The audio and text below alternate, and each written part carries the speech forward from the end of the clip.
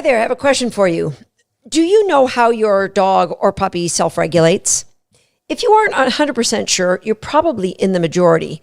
But after today's podcast, you will not only know the answer to that question, but you'll know why it's so very important and why the opposite of it, your dog's dysregulation, may be the root of a lot of problems that can be solved around your home. If your puppy is like hyperactive, they're always moving, they get what we call the zoomies, they have difficulty settling, they have difficulty focusing, they destroy things, they might bark, vocalize a lot, maybe a lot of whining. They may have heightened anxiety, heightened fear response, maybe more aggression. Now, on top of that, there's multipliers, things that will actually increase the dysregulation that puppy or dog will show. And it starts with genetics. Some dogs are just what we call wired a little tighter in that they are higher drive or maybe more laid back, but they could be bad genetics where the dog just is a more anxious dog. It could be the way that puppy was raised, that the proper puppy raising protocols, say that 3 times real fast, weren't observed. And so the puppy missed out on some critical elements when they were growing up from birth to when you got the puppy in your home. Things like the socialization history. What was that puppy exposed to? What kind of extremes? What kind of stressors, both in the environment and in the people they saw and the other dogs or puppies that they were around? Health challenges could exacerbate dysregulation. Things like poor digestion that I saw with my dog this. Pain, an older dog in pain or a younger dog in pain could be a multiplier to dysregulation you're seeing in your dog. A dog that's super tired, overtired,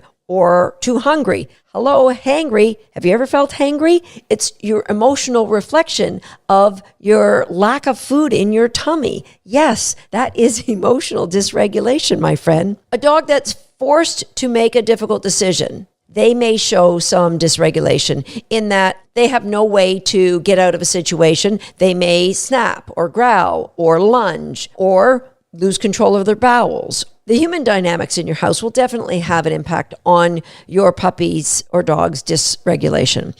Things like how yourself or your family members are regulated, how much yelling goes on in response to things that don't go your way. Hello, it's time to maybe take a look at that. How do you deal with frustration? What about the bickering in your house? All of that is impacting the dogs or any of the pets in your home, and definitely will be a multiplier for the dysregulation that you're seeing. Things like trigger stacking, which I spoke about in podcast episode number 112, where the dog has had so many triggers in that day that the dysregulation is just going to explode at some point. As a dog owner, as a pet owner, your expectation of your dog, your expectation of yourself. Super important that you keep the two of them distinct. That what are you expecting of your dog's behavior at this moment? What are you expecting of yourself to help your dog achieve the ability to give you that behavior? Now, when dog training goes wrong, it's always one of 3 things. Number 1, it's the skill. And it's going to start with your skill. Your skill as a dog trainer to convey to your dog how to do exactly what you want them to do without having any kind of bribery or reinforcement on them. Can they do what you expect them to do? And in order for them to be brilliant, I'm sorry, my friend, you have to be brilliant. You really have to start to learn more about not just how to train, sit down and come, but the understanding of what motivates a dog, of how a dog's fears impact their behavior. Number 2 is environment. And that is the environment that you're asking your dog to do whatever behavior it is, an environment that you've trained in and hasn't changed for the dog. Is this a fair environment? Because keep this in mind, environment always wins. It doesn't matter who the dog is. If there's nothing to compete against the environment, AKA the skill level that you've put in, environment always wins. So environment is going to produce some surprise for the dog that is going to have them say, yeah, there's more value over here than there is over there, unless you have put in the skill to have that dog change their mind. Now, what is the third factor? And the third factor is will. And this one is a little bit controversial because to me, my dog's will to do what I ask them to do is all dependent on my ability to inspire that dog through motivational games, to want to have a relationship with me, to want to be my teammate, to want to hang out with me.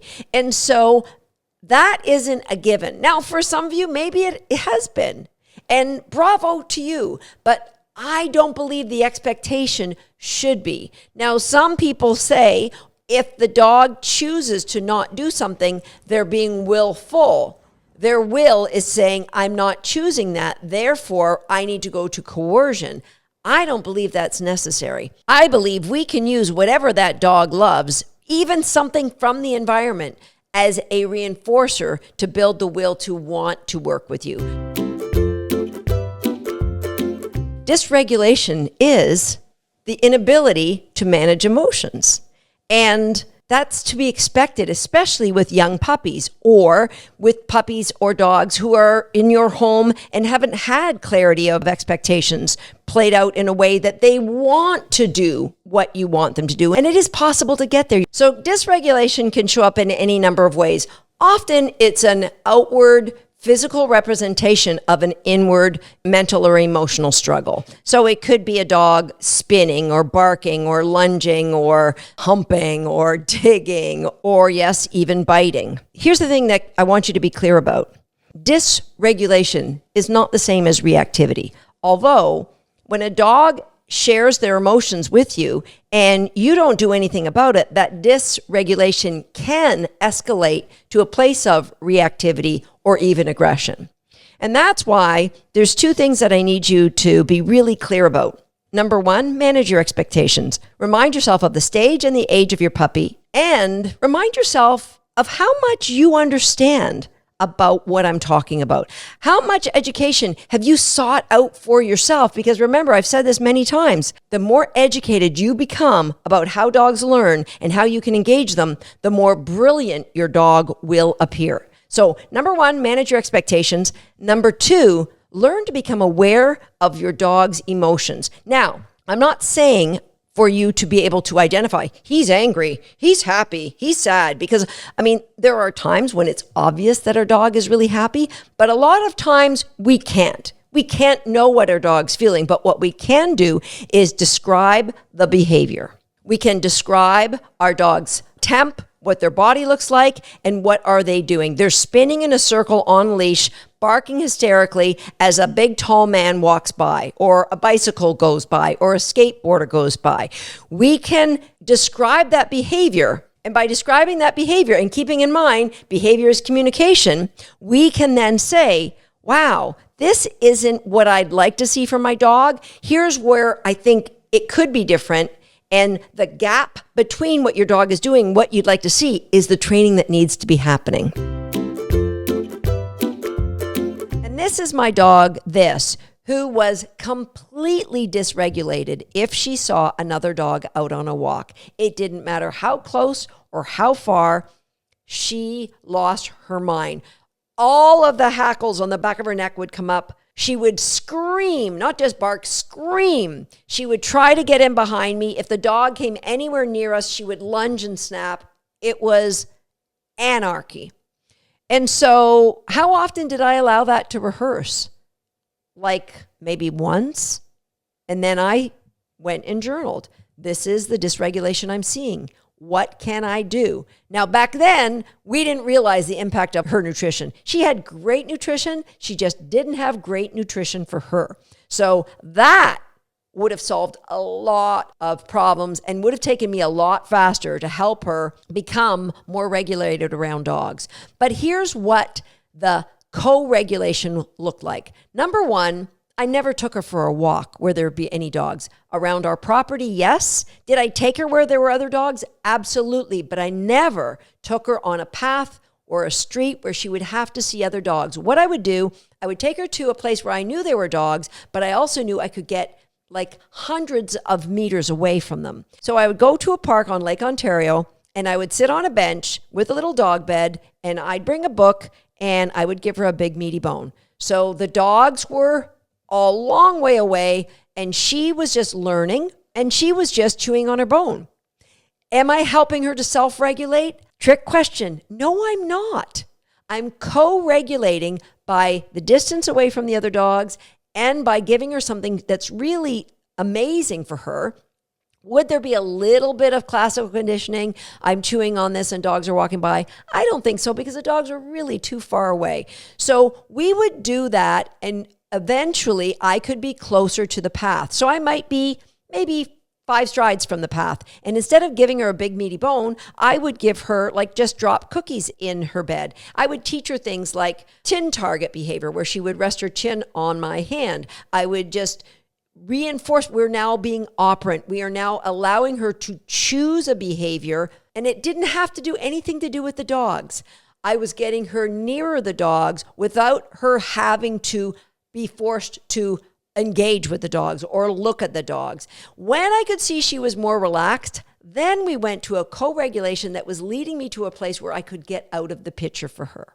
And that was, we would do some tug games and then I would stop. I would use my chin target to help her orient to the dog down the path.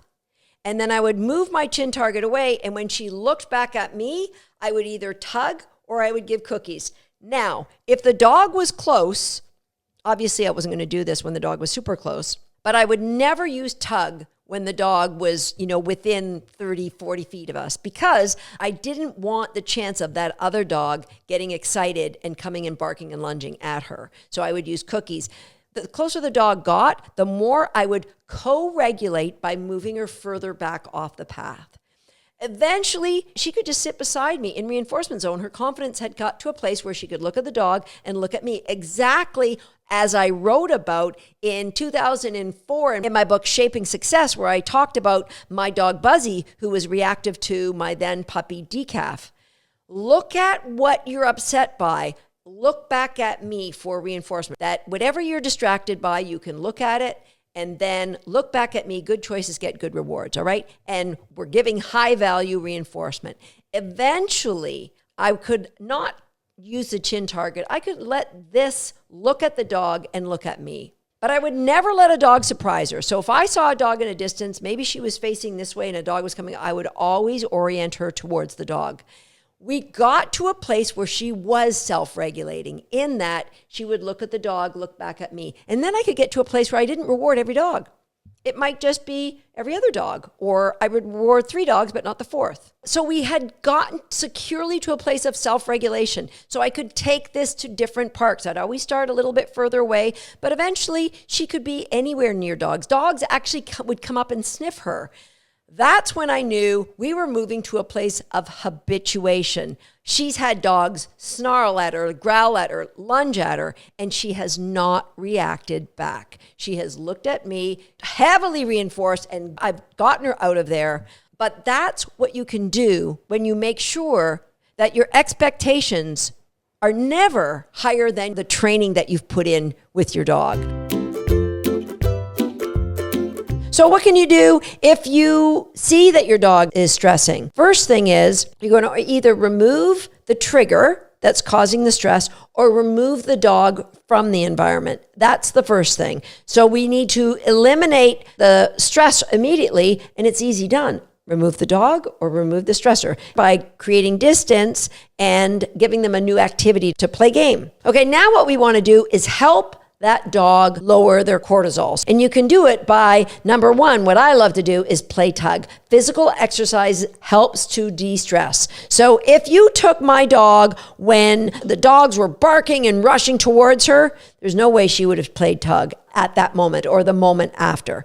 Likely would have been way too over threshold. But the dog coming towards her without barking and looking stiff, she might have been excited, but once that dog left, I know for a fact she would have played tug. So getting your dog to move physically is a really, really good thing that you can do. Second cousin to that would be a trick. So getting the dog to jump up and hand target, getting the dog to weep between your legs, getting the dog physically moving. If you're a member of WAG Nation, that'll be easy because every month we add a new trick to WAG Nation. Sometimes you have a bad training session.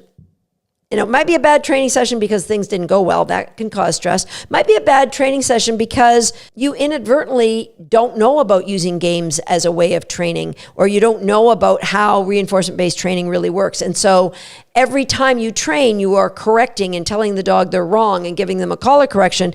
That adds stress. And then you need to de-stress. So if I've had a training session where my dog didn't get as many rewards as I would have liked her to, I might then de-stress by going for a big walk or letting her go for a swim.